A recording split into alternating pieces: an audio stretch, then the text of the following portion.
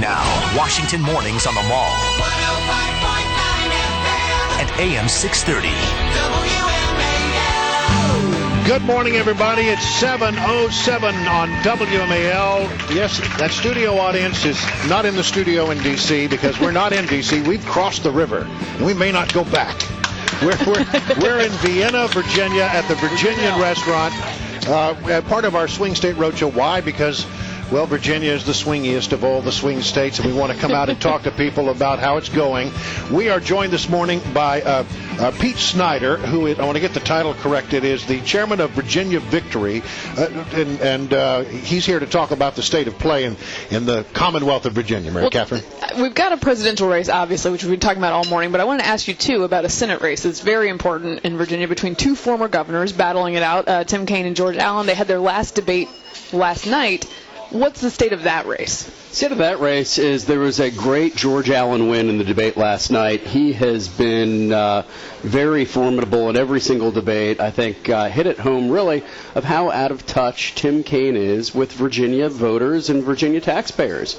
I mean, when he has been in lockstep with President Obama just almost every step of the way when it comes to the war on coal and how that's going to impact Southwest Virginia, having a devastating effect on the Virginia economy, and George Allen's running one heck of a campaign. Well, and how is that message we heard from a voter earlier who has an interest in sequestration and possible defense cuts? That's a huge issue in Virginia. How is that playing in both the presidential and the Senate races? It's playing big in a major, major way. As you both know, the economy is number one, jobs number two in Virginia. And you have the Obama administration, which is allowing for sequestration to happen. This is going to impact hundreds of thousands of jobs right here in Northern Virginia, Hampton Roads. The energy policies of the Obama administration are having a devastating effect on Southwest Virginia. Also on Hampton Roads, they've refused to allow offshore drilling. So Tim Kaine is in lockstep with Barack Obama, and they're both out of touch with the economy, and it's costing Virginia. We're talking to Pete Snyder, the chairman of VA Victory. It's Brian Wilson out in Vienna with Mary Catherine Ham filling in today.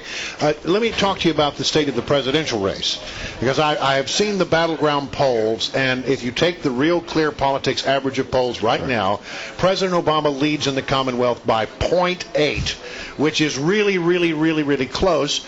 But in fairness, the last few polls that have come out seem to suggest a trend toward Romney. What do your internal polls show?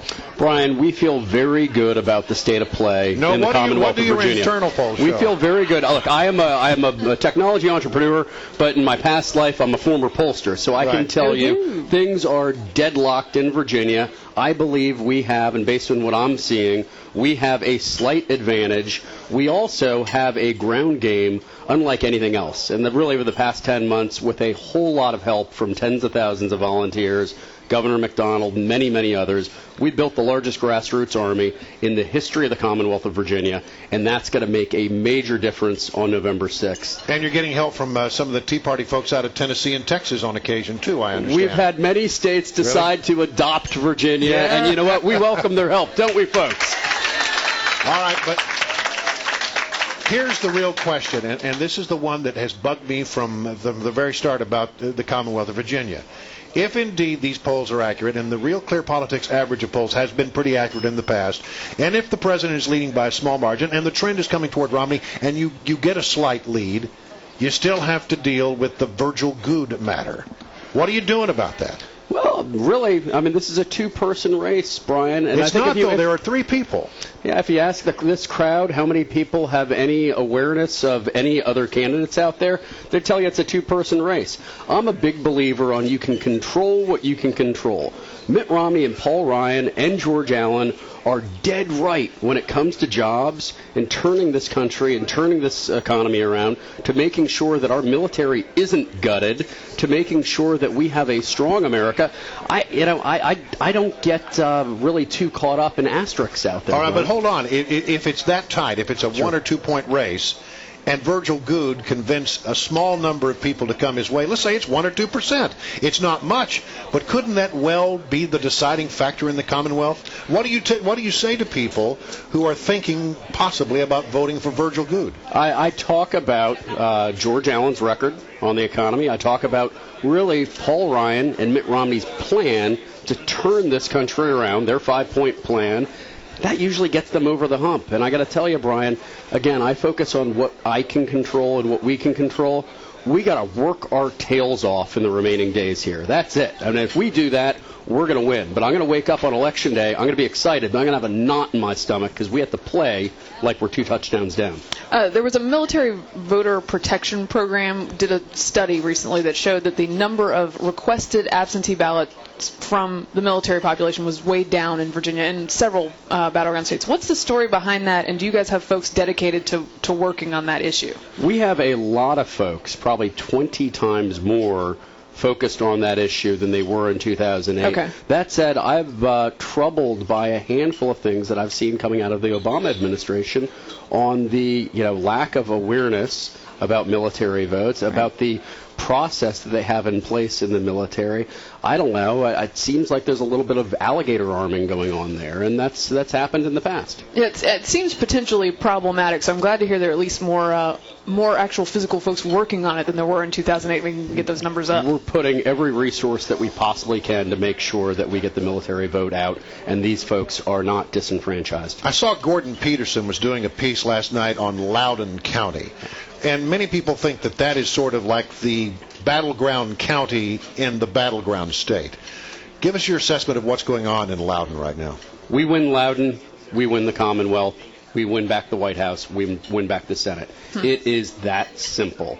It is that binary. And, for the folks that are here at the Virginian Diner, I mean, it's a very rare thing in life where things are binary.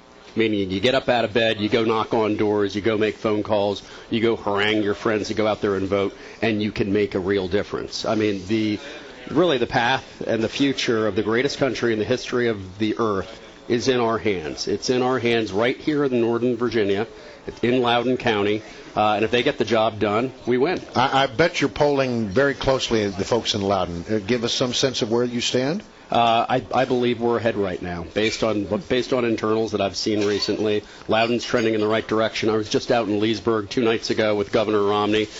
10,000 people pouring into a park on a beautiful autumn night to really hear about how America is going to be turned around. I mean, we're approaching right now with 3 weeks to go. It's turning into pop culture.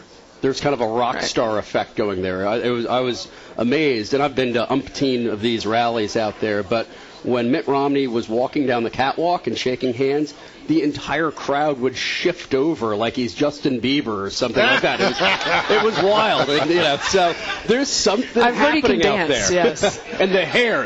Right. Well, Pete Snyder, the chair of Virginia Victory, the man who's basically responsible for monitoring all of the campaigns for the Republican Party in the Commonwealth of Virginia, thank you very much for joining us here on our road show in Vienna. Hey, terrific. Thanks for crossing the river. And why don't y'all stay? I think we should just move WMAL. Well, I live here, so She lives in the Commonwealth.